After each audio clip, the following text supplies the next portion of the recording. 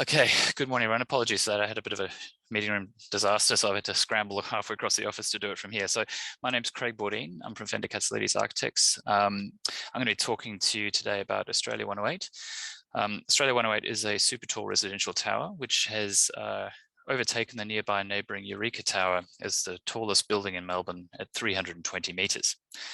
FK were engaged by our client to deliver a new standard of amenity in a residential development in Melbourne, one with significant community spaces that could support a genuine diversity of uses and activities. So with a potential population of 2,500 people, this building is much like a small town in one vertical community. In the skyline, this project has become in many ways a companion tower to Eureka Tower, and together they form a marker in the city skyline with shared aspects of design language. This tower is sought to subvert the typical paradigm of the tall pencil tower that gets ever thinner and thinner to the horizon, with an approach of the Starburst being a sort of sculptural exclamation mark at 2/3 of the tower height. Like Eureka Tower before it, this is a project that makes itself known in the skyline and often from unexpected aspects throughout the city. At ground level, however, we were conscious that this project needed to have a human scale, something which is often handled poorly in large towers, which can often dominate their streetscapes and create an inhuman sense of scale. We were required to have an above ground car park due to the soil conditions in South Bank, which is fairly swampy. And so this project sought to turn this above ground car park into an opportunity for a planted garden to the podium parking structure, which in turn gives that sense of human scale detail to the streetscape and a genuine sense of surprise when you encounter it.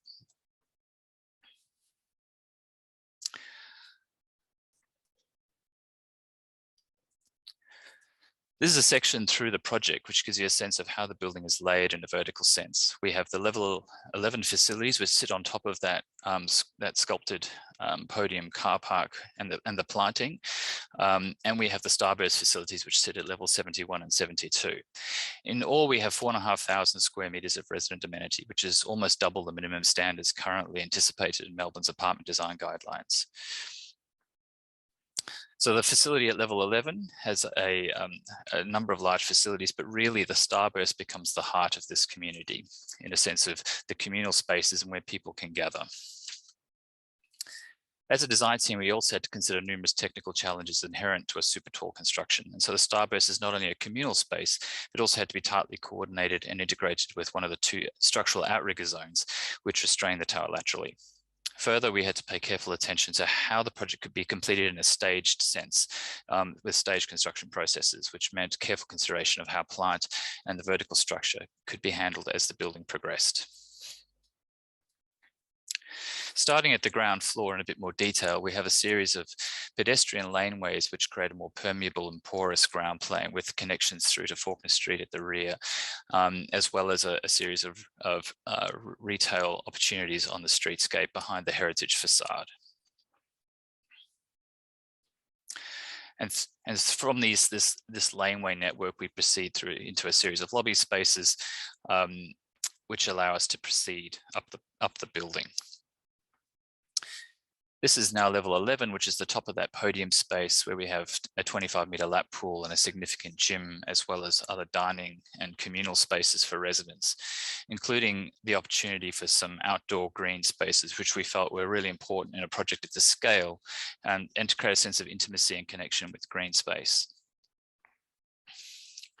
And then proceeding to level 71, which is the Starburst, which, as I mentioned before, is the heart of the communal facilities for this project.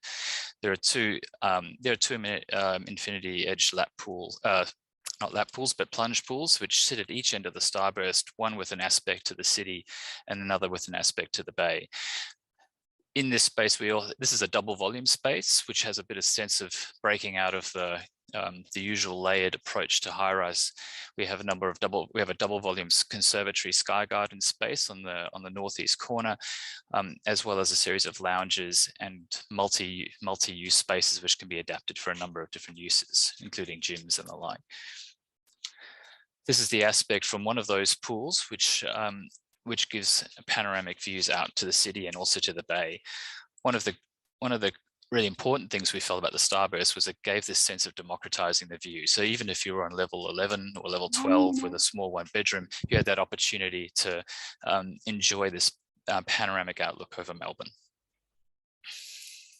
And then unexpected spaces within the Starburst, like the conservatory, which provides a sense of connection with green and the outdoors, is a genuinely naturally ventilated space.